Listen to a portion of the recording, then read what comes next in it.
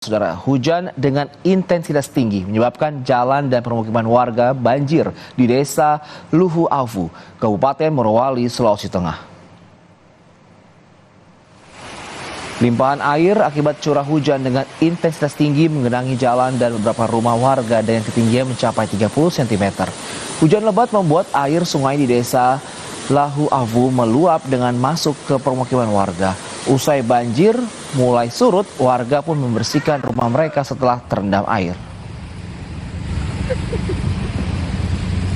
Ya Allah, banjir! Sebuah rumah